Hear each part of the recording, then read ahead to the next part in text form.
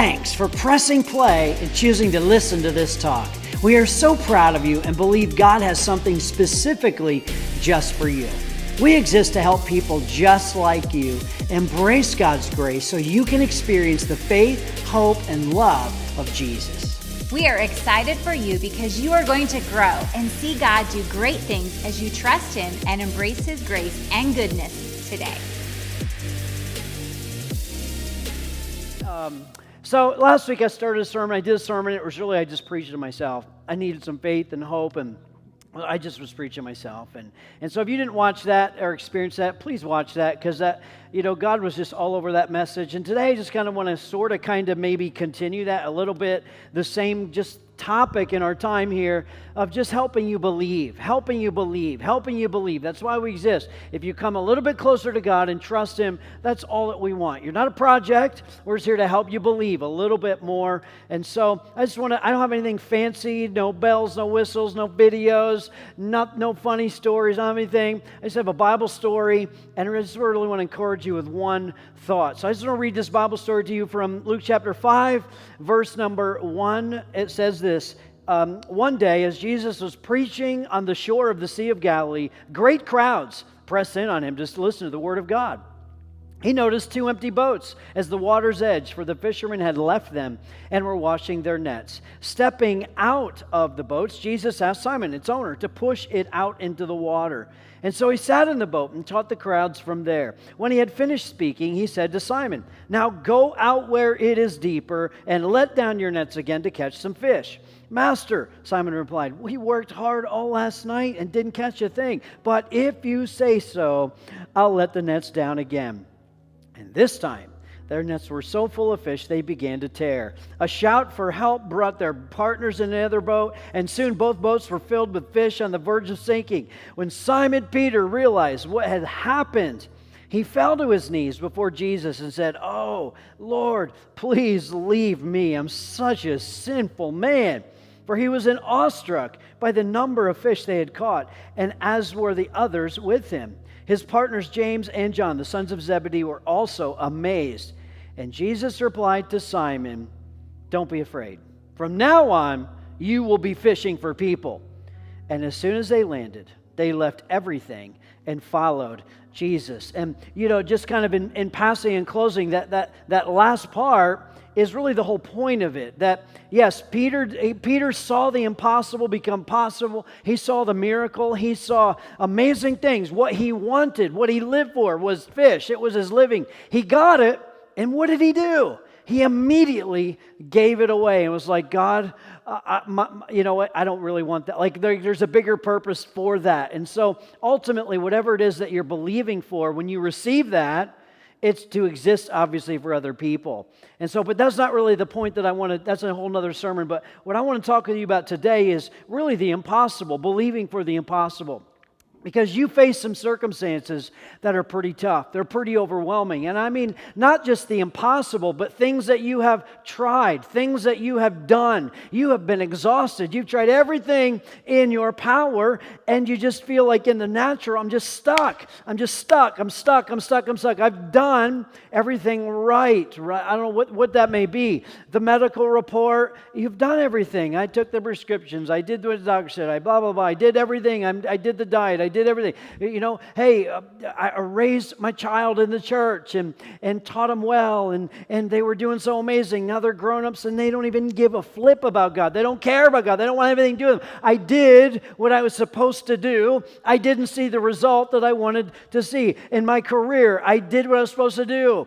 I showed up on time, never called in late. I didn't call in sick and use a vacation day when I really wasn't sick. I didn't go fishing and be like, "Yeah, I'm sick today." Whatever. I was an amazing employee. I did all the tests. I did all the extra. And yet I got passed up for the promotion, right? It just something hit. There was a ceiling. What do you do when you have been seemingly doing everything right in the natural, and it's still not, you still feel like there's no fish? I have an empty net. Everything I've been doing is just wrong. I'm standing on God's promises, and I'm just coming up short. It's empty. It's just exhausting. And your reasoning, your logic of the details and all of the facts, you just kind of look at it, you're like, you know what? Maybe it wasn't meant to happen. It wasn't just meant to be, right? Maybe Peter can be like, you know what? Maybe after decades of owning my fishing business, I just stink. Maybe I just missed it. I just missed it all. It's all wrong. What do you do? Because it's easy to get discouraged when you're not seeing. You're seemingly doing the right things, showing up, and you're not getting the results that you wanted. That's where Peter was at. I mean, that's where he was at. He was fishing. This was a professional fisher dude. Like, we all know what it's like to be fishing and coming up short, right? That's most of us. And by the way, I mean, I'm not totally into fishing too much, hardly at all, but that would kind of be a good sport to get into. Like, fishing, at least, is a biblical sport. I'm just saying, like, there's your justification, not on Sunday morning, but, I mean, find golf in the Bible, find baseball, find football. No, at least fishing is in the Bible. And so, but here he is, he fished all night, he did everything he could. I mean, he knew where to go. He wasn't some unprofessional. I mean, you'd think that he would have caught something. He knew what he was doing. He knew what bait. He wasn't just fishing with a pole, a rod. He was fishing with a net. You'd think he would have at least caught some fish of the wrong kind. Here's a little bit. And but watch this. In verse number 5, look what it says, just the first part. He says, Master, Simon replied, we worked hard all last night and didn't catch a thing. Nothing. Nada. Big nothing. And it wasn't a big deal. When you go fishing, it's like, yeah, I want one. I want to eat the meat, or I want to hang it on my wall. Like, that's a good thing. But they had bills to pay. It was his business. It was his livelihood. It was his family. He needed that. And so what happened is they fished all night. They came, in the morning they're coming in. They're exhausted. They're hangry. They're just tired. And they see Jesus. He's teaching the crowds. And so when he's done teaching, look what happens in the verse before. Verse 4, when Jesus finished speaking, he said to Simon, Simon, go out where it's deeper and let down your nets to catch some fish. And Peter, hangry. Peter had an attitude. He already had a temper. I mean, this was like a guy off Deadliest Catch, man. He was like chain smoking the Marlboros, black coffee all night long. This is Peter. He was a rough dude. I mean, he cussed some guy's ear up. Peter was the one cussing. He invented the cuss words that the sailors. This was Peter, and Jesus like, hey, just go out here. And Peter was, I don't know what he was thinking or what, but he's like, come again? Did you say? Go out again. Did you say, we've been out there all night long, Jesus? Now, listen, I understand, Jesus. You're like the master teacher. You're just full of wisdom. But I'm the master fisherman. I am the man. I'm going to have my own TV show called Deadliest Catch. And they're going to be singing Bon Jovi in the background as I'm in my boat doing all of that. And there's no fish out there. I'm telling you, there's no fish. We've been there. We tried it. We did it. Thank you, Jesus, for your advice. But no thanks. No thanks, really. I need to go get some eggs and bacon. Well, not bacon. They're Jewish. They would be eggs and something. I'm going to go get some eggs and chicken for breakfast. That's not what Peter did. That's not what Peter did. In fact, Peter did something against all logic, and look what the rest of the whole verse 5 says. Master, we did work hard all last night, and we didn't catch a flipping thing. But if you say so, but if you say so, I'll let the nets down again. But if you say so, God, if you say so, if you're not a liar, if you say so, I'm not going to believe my thoughts, my feelings, the details, the logic. If you say so, I'll do this.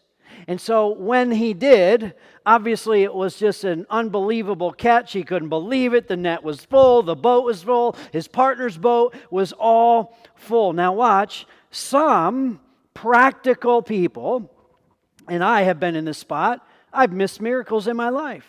Because I tried to add up this and listen, if it's not going to work out. Like if the miracle, the impossible, the supernatural, you're not just going to look at the logical, objective, black and white, details, logic, reasoning. You're just not going to be like, okay, blah, blah, blah, blah, blah, blah. No, that's the natural. That's not the supernatural. Many people have missed that. And so God is looking today, you're here to church today to hear that God is looking for, but if you say so, kind of people. But if you say so, Lord, but if you say so, Not what they say, not what it said. No, but if you say so, that's the kind of person that I want to be. That's the kind. My child is off course. No, but if you say so, as for me and my house, we will serve the Lord. Yeah, the medical report, man, it looks bad. I'm doing this. But if you say so, I will live and I will not die. The addiction that's had me down for years and years and years, it looks nasty. It's devastating. It's been hard. But if you say so, you want freedom out of this. You want me to come through this. You want a message to come out of this. And so it may not make sense. Most of it will not make sense in your logic. The miracles, the moves of God. When you've seen God show up, most of the time, it's not going to make sense because you've tried your best. You've offered your best. You've done what all the experts have said. And many of it is true. Many of it's right. We're supposed to We're supposed to do that. And when God shows up, it really is shocking. And maybe we get discouraged. Okay, I've got two choices. Am I gonna give up and get discouraged and just take my ball? I'm not gonna go out, or no? Is it gonna be if you say so, God? If you say so. I know the odds are stacked against me. It looks impossible, but God's kids live by faith. We're believers. We don't live according to that world. This world, we live according to another kingdom, and faith is what unlocks the promises of God, unlocks the blessings of God. That is what it is. And so, if you don't learn, I'm just here to tell you, if you don't learn to becoming a person that says, but if you say so, God, you're not going to see God's best. You're going to see a lid. You're going to be limited. You're going to be looking on the outside, looking in and being like, well, how? I'm way more educated than them. I'm a hard worker than them. I got more skills to pay the bills than them. I got all, whatever you want to do. I'm a way better fisherman than them. No. Hold on. You got to just realize it is faith. It is faith. God, if you say so, then it's going to happen. It all comes down to really trust and obedience. That's my part. Trust and obedience. God, what you said, I'm just going to believe. I'm going to believe it. Yes. I'm just going to have to believe it. And so there's a lot of things that we come up against. If you can't accomplish it on your own, there's a lot of things. Like, I'm overwhelmed. I can't do this. I don't have it. I don't have what it takes. I don't have all this. That's a good place to be, by the way. We tend to think, oh, well, if I could just do all that. Well, if you could do all that and be all that and have all that, then you would be God. And that's not really an option. That job opening is not an option. It's not going to be. And so it's a great place. God wants us to be, in one sense, overwhelmed. And He wants us to be trusting Him. He wants to show up and show up. He wants to do some things. He wants to get some glory out of this. He wants to reach some people. He wants you to get your miracle so that you can then, yes, enjoy, but then give it away so that we can reach other people. We're fishing for people. It's always about other people. And so you look at that, you can have two options. What are you going to do? Am I just going to be a person of discouragement, excuses, victim mentality, or am I going to, God, if you say so, I am way out of my league, but if you say so. I don't know. Does God want me to college? If you say so, whatever it is that you're facing. I don't have the right connections, but no, if you say so, God, I have people in high places. And you can look at every page in the Bible, and you can find average, ordinary people, just like you and me, who are, if you say so kind of people. If you say so, just pick somebody. I mean, you've got David, who's minding his own business in the family farm. He's watching sheep, just doing his thing, and he hears about this Goliath character. David has no fighting skills. He's a little guy. He doesn't have the right training, no skills. I mean, you can see what happens. David, if he'd have looked at it in the natural, he wouldn't have gotten anywhere. The Goliath was twice his size. It's crazy amazing. He didn't have it. All he had was a couple stones, a slingshot.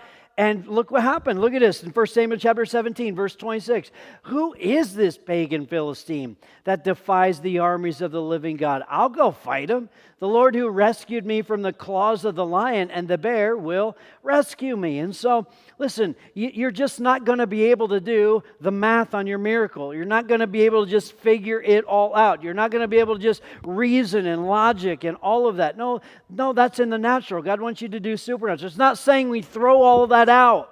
It's not saying, it's not or no, we don't throw it all out. I'm not going to throw out wisdom and knowledge and all of the objectives and the details. I'm not going to throw out the facts. Not at all. Come to Jesus and you just throw it. That's not what it is. But you are adding this huge element to the equation. You're adding, if you say so. If you say so. Yes, I'm going to, if it's marriage, there's things I need to be doing to have a healthy marriage. And if you say so. If it's finances, I'm going to do, and if it's medical, I'm going to do all this, right? There's things I need to do. But if you say so, you're going to take me to that another level. And it's kind of a child dedication day, and I just look at all these kids and just to watch first generation and second generation. I've been doing this for 25 years.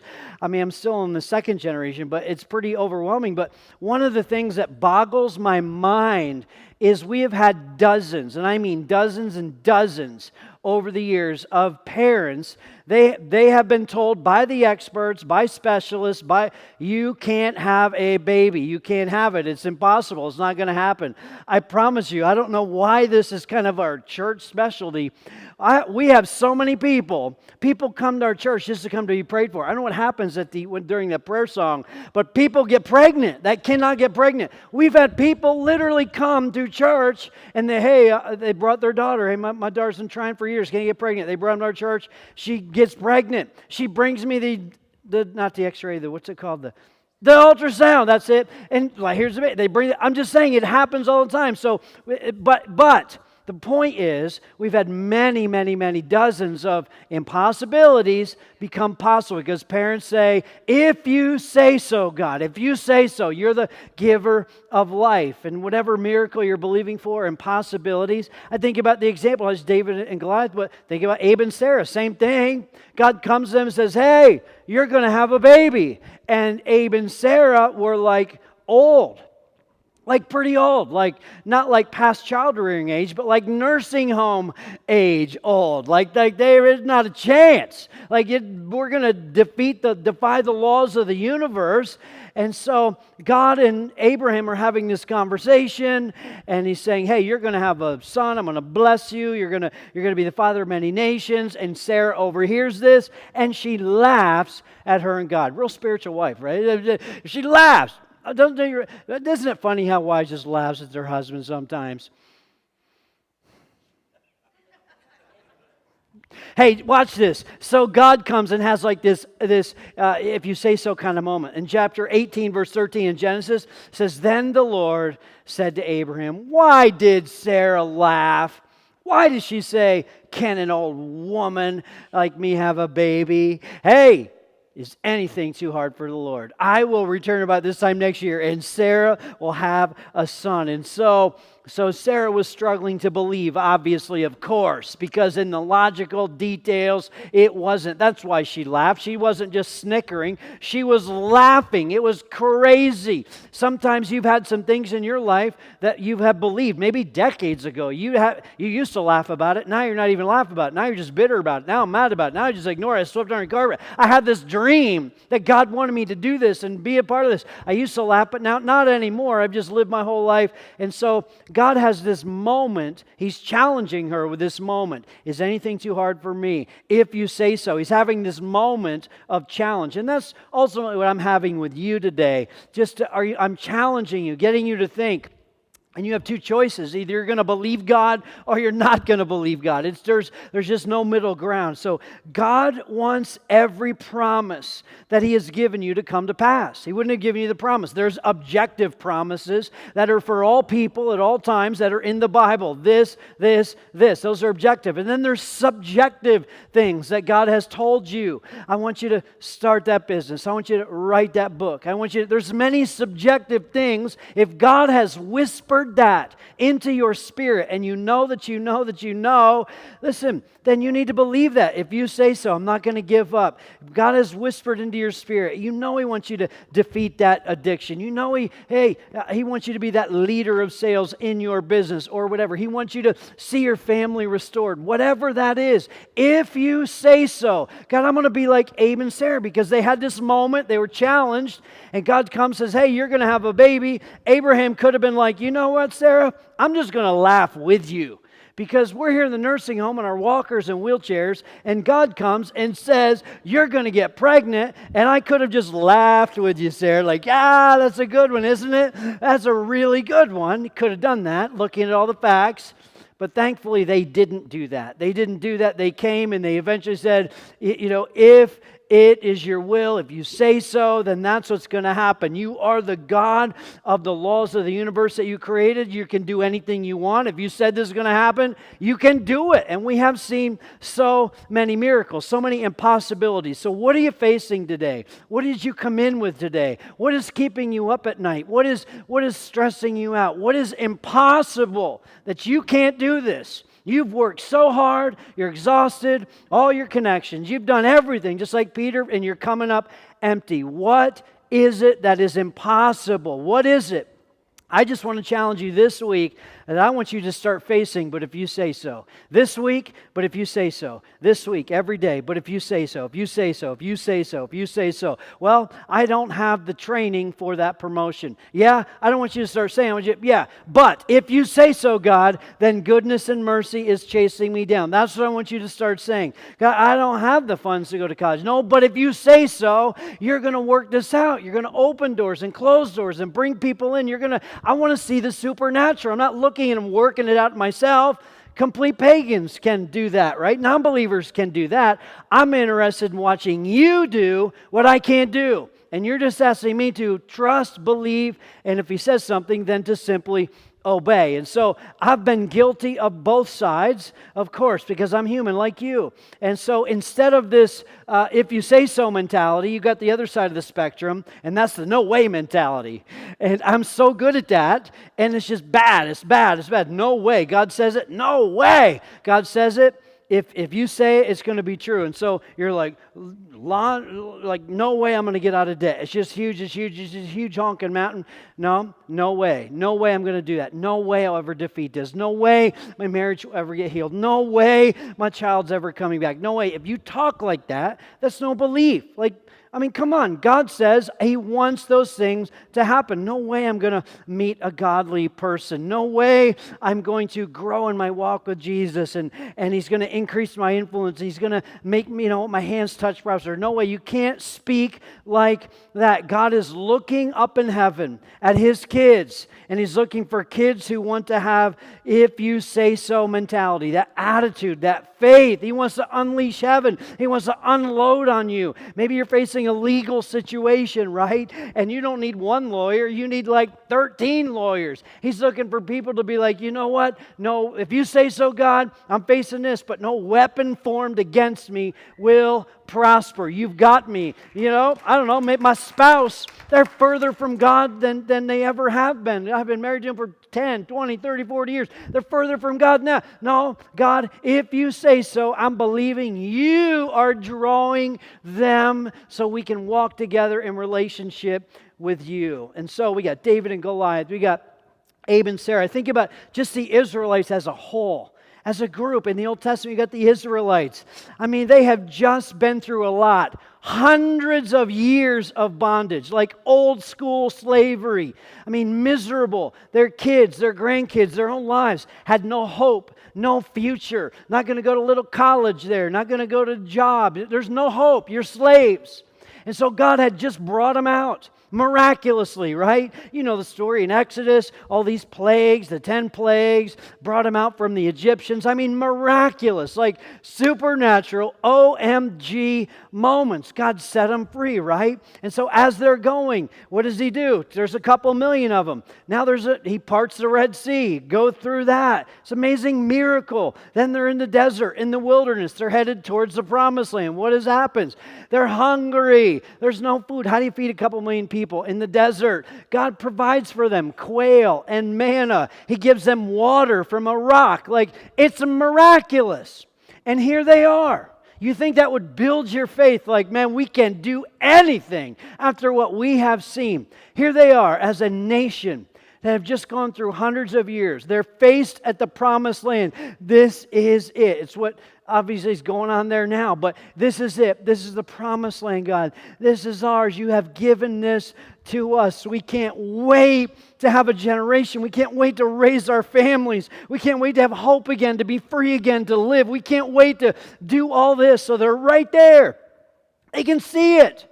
And so, Big Mo, the leader he's like, hey, I'm going to send 12 spies out. He sends 12 spies out to the land. Why don't you go check it out? That's what happens. 10 of them come back and be like, yo, Mo, this is not good. There's like big people there. There's giants. There's a lot of overwhelming. It's not good. And so we feel like grasshoppers compared to them. And so after everything they watch God do, they now say, you know what?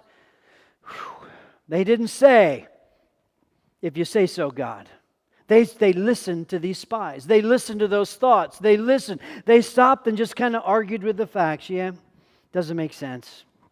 Guess we'll just stay here. Guess we'll just stay here. They looked in the natural. They looked in the logical. They just looked at the practical. They tried to do the math on the miracle after everything they've seen, and they literally talked themselves out of their miracle. And listen, that no way mentality, that entire generation of Israelites never saw the promised land. And not just them, but their kids and their grandkids. Innocent little kids like we saw here. Innocent kids, grandkids, they forfeited it all. They surrendered to the wrong thing. They surrendered to what they saw instead of what God had said. And so the Israelites impacted an entire generation. I mean, it's crazy to think about. A whole generation of millions of people. They never saw God's blessing and His promises. And it wasn't God's fault. God said, go. I've provided. I've done everything, right? And so their lives, their kids, and their grandkids, imagine what happened. I mean, imagine their mindset. Still no hope. Here we are. We're out of slavery, but we're not out of slavery. We're in bondage. There's no freedom. Just miserable. We still can't send the kids to college. We still can't build our homes. We still can't start our businesses. We still can't live life. We still can't be who. We're still not experiencing the land of milk and honey that God had promised. Instead of, they had a no-way mentality. Instead of the God that parted the sea, He told us to go, then we are going. Nothing and no one is going to stop us. Their lack of faith caused an entire generation to suffer. And this breaks my heart. This really breaks my heart. This really touches me. Think about the millions of people. They were in misery for decades.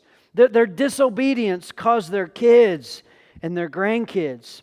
And think about it. Think about those kids and grandkids, just the ones unsaved, but think about little kids and grandkids.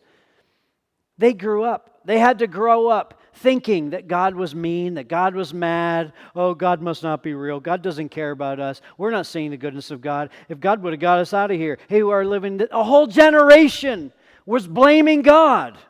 But it was the parents. It was these people that impacted an entire generation.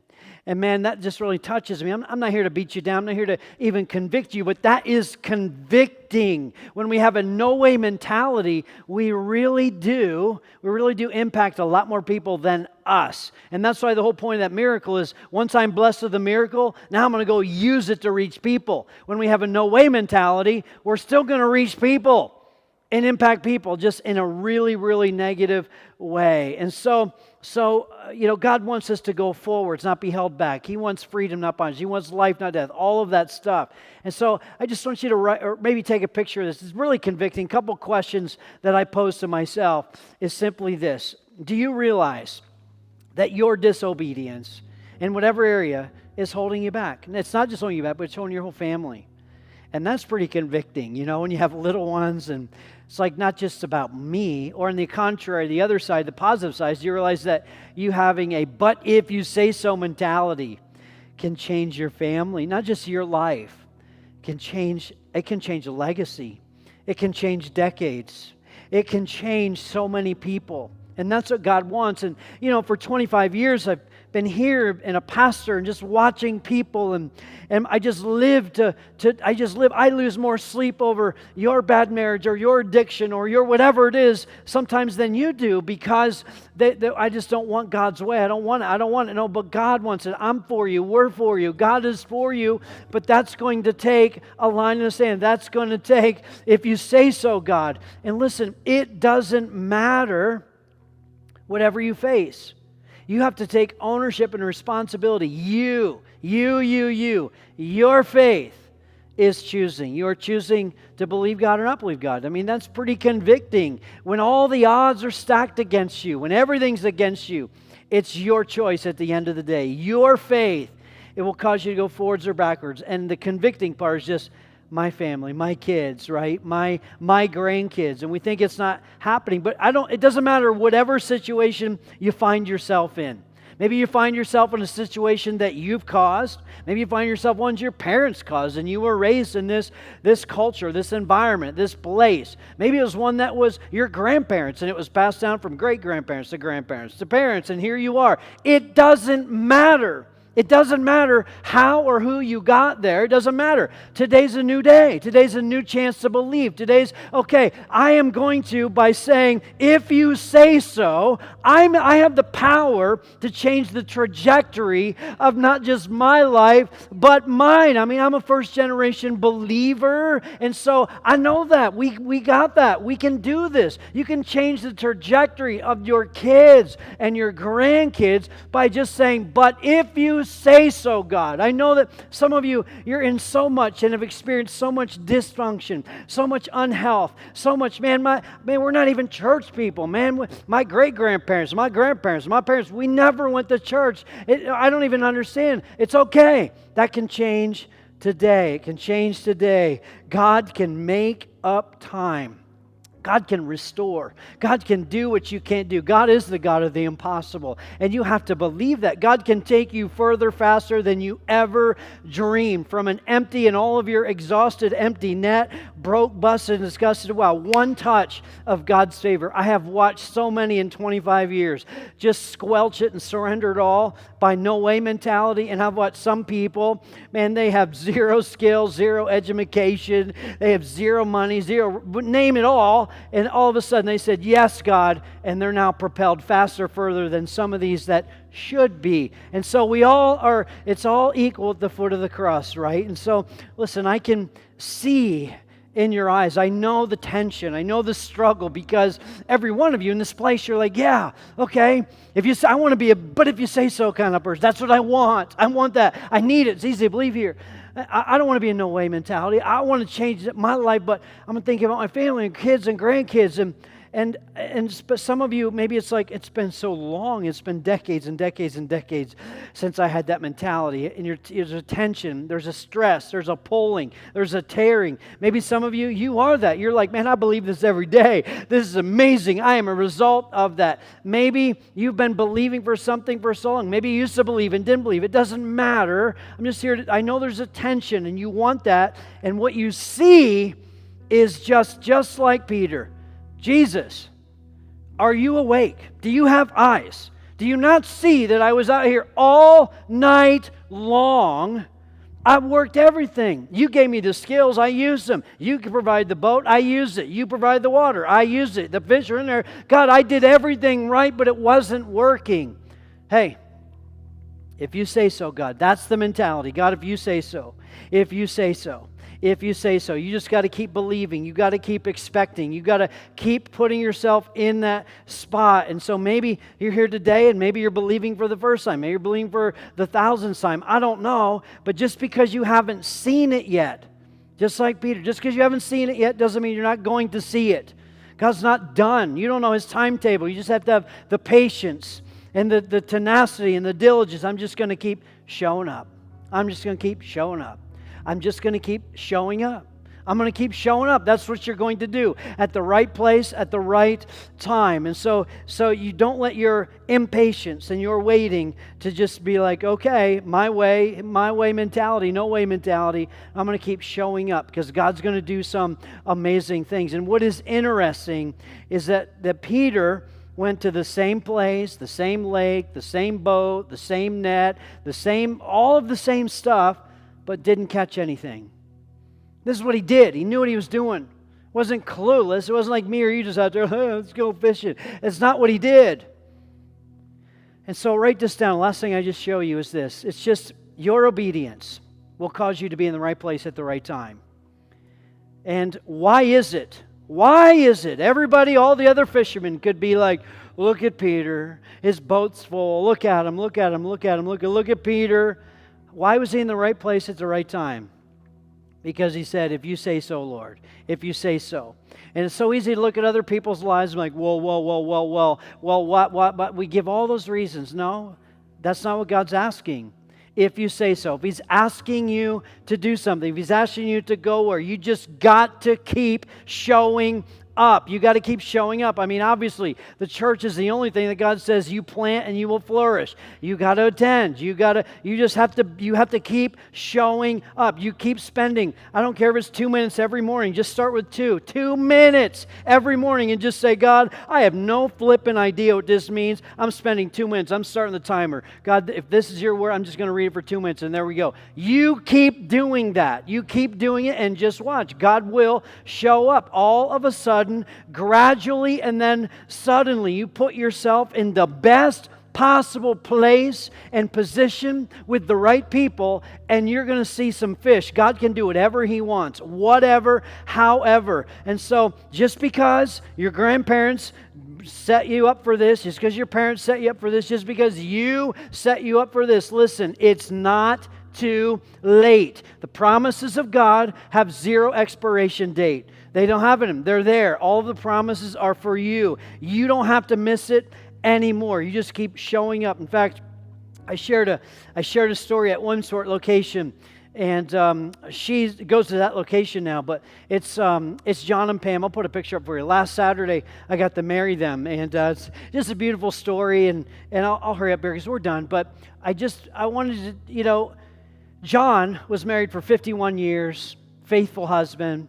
His wife died. Pam was married 46 years. Her husband died. And their whole life, I mean, they were faithful, they worked hard, they've got kids and grandkids, and life for them just came to a screeching halt. I mean, they were miserable, obviously. They were grieving. They were like, God, how could you? Why would you do this? I have zero purpose. My best days are behind me. We're all washed up. I'm forever going to be lonely. They faced serious depression. They didn't want to go out of the house. They didn't want to go to work. They didn't want to do all that. And some of you understand what that particular thing is like. And they just gave up all hope. And so Pam, she was going to a church for like 50 years in Williamsport. It was really a religious church. Didn't do anything for her. She started coming to our church on Saturday nights here at 5 o'clock. And it's just fascinating. She's a beautician, and so she would come. She was invited by a friend. She came. Never experienced a church like ours where it's about a relationship with God. And so her life just started just like blossoming. I mean, how can you go to church for 50 years and I don't get it. And so she started coming for prayer every single week. And I didn't know, because people don't tell me. She told me that what she was praying for wasn't herself. She would pray for all of these beauticians. She's a beautician, so there were basically a lot of old ladies. And most of them were sick, and they were at the end of their life, and she'd do it in nursing homes. And she would bring these people to us, and we would get to lead them to Jesus. And most of those ladies, almost all of them, are dead. They died. She would take care of these, now they were dead ladies. She would do their hair at their funerals, and it was just so touching. But here's the point. What happened was, she came here and she planted. She started attending. She didn't miss a Sunday. She started volunteering every Sunday. She started literally tithing on a widow's budget. She started tithing. She started getting her eyes off of her own needs and just onto other people. She's praying privately for these amazing people. And I'm telling you what, this woman just started blossoming. She was in the right place at the right time. And all of a sudden, bam, there's John. All of a sudden, and I'm telling you, first time I met John, the people that I get to do that I get to pastor. I take it personally.